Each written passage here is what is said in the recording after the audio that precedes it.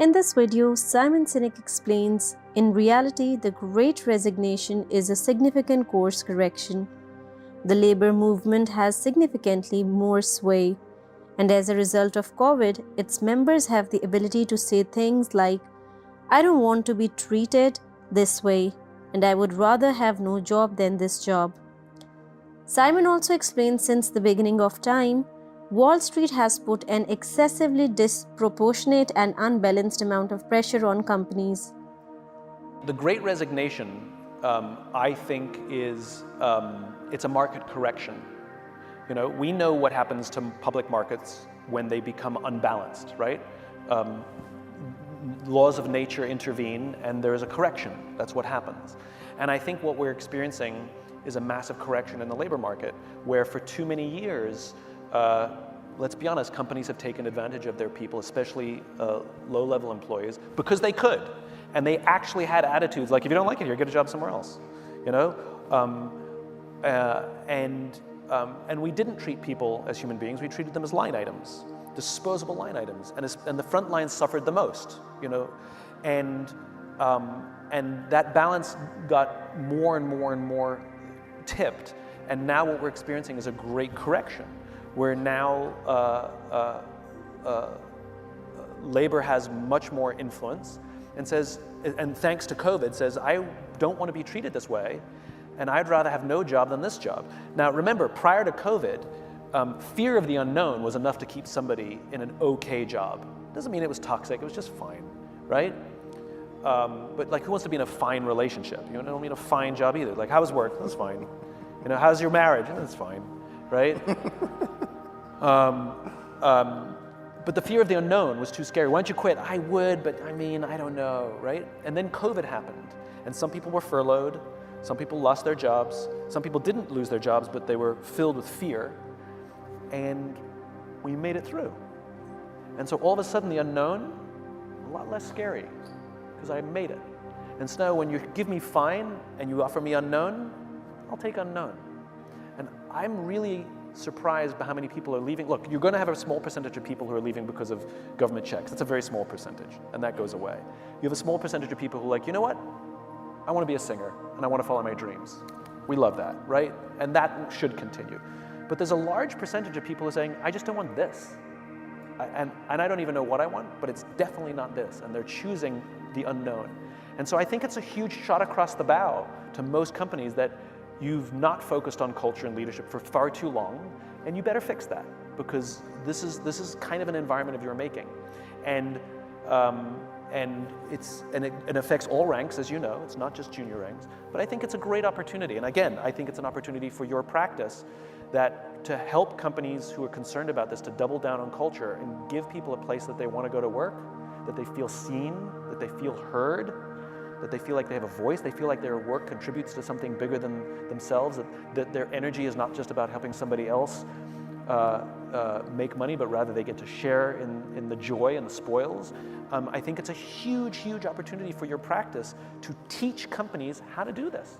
I think you're used to solving business problems while ignoring culture problems. And look at a lot of the unicorns, whether it's Groupons or Ubers or GameStops. I mean, pick your, not GameStop. I mean Robinhood. Robinhood, yeah. Pick your unicorn. Almost every single one of them, the reason things got shaky had nothing to do with the business model. It had everything to do with the leadership and the culture, and the fact that they were completely ill-prepared for anything going other than perfectly according to plan, which, as it turns out, no plan ever goes according to plan. I think it's a huge opportunity for you to actually change the face of how business works and react to what companies we know struggling with. The tremendous acceptance of defeat, I believe, that where we are experiencing is a massive correction in the labor market, where for too many years, let's be honest, companies have taken advantage of their people, especially low-level employers, because they could, and they actually had attitude like, if you don't like it, you can leave. I believe that what we are experiencing is a market correction because we know what happens to public markets when they become unbalanced, which is that the laws of nature intervene and there is a correction. You know, I'll take unknown, and I'm really surprised by how many people are leaving. Look, you're going to have a small percentage of people who are leaving because of government checks. That's a very small percentage, and that goes away. You have a small percentage of people who, like you, know what I want to be a singer and I want to follow my dreams. We love that, right, and that should continue. But there's a large percentage of people saying, I just don't want this and I don't. Just talk to any public company executive. It's a big open secret. Publicly they're all shareholder driven. Privately they'll tell you they freaking hate it, and they're literally, there's massive pressure. Not to mention lopsided incentive structures because paid in equity to, as they all know. I mean, it's not a secret. Make decisions that they know are bad for their company and avoid making decisions that they know are good for their company, so they can help some 29-year-old analyst get their bonus. Remember, Steve Jobs ignored Wall Street, never paid dividends, didn't care. If you like us, invest in us. If you don't like us, don't invest in us. Was his attitude. And the joke is, if you're doing well, they're going to invest in you anyway because they're gamblers, not investors. The short-termers anyway.